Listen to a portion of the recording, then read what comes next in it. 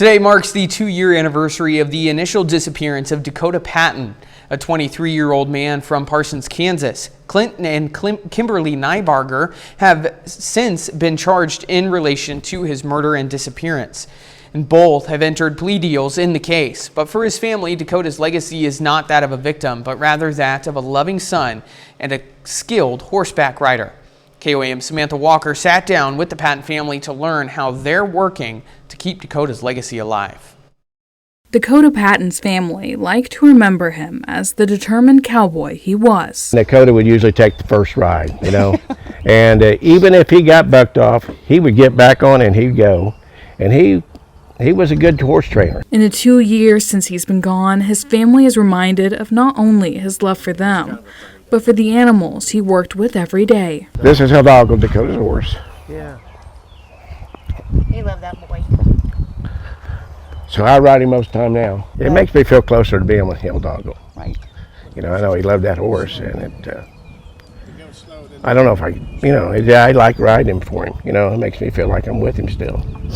Now his memory also lives on through the Two Hearts, One Dream Arena, a project the 23-year-old was incredibly passionate about. In order to keep his memory alive, Debbie and I worked on that arena out there, and that's something Dakota helped us with too. And we just got through, just before he passed, we just put in the return alley. He wasn't here when we finally got it finished, but it's complete now. Dakota's parents, Debbie and Gregory, used the arena to help riders just like Dakota find their place on a horse. It's creating memories just like the ones they cherish of their son. I know he's just looking around going, "You go, Dad." So this is what he wanted to do. So this is part of him right here. A part of Dakota lies in the arena there for every rider to remember him by. He had another horse, Max, and when we go over to his memorial, you'll see Dakota and Max. Max was 33 years old, and he was the horse that Dakota won most of his events on, and he passed away last spring. So he's buried right in front of Dakota's ashes. Just a place to go to remember him, and then it's right there with the arena. Dakota's father has also put together a poetry book in his honor, titled Once There Was a Cowboy. It's just a family book, and it's got pictures of him and of the family in here, and it's just, I think it was a good way to let everybody know he was around.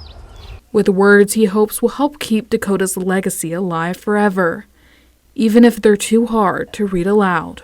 As the tears release, I feel the pain.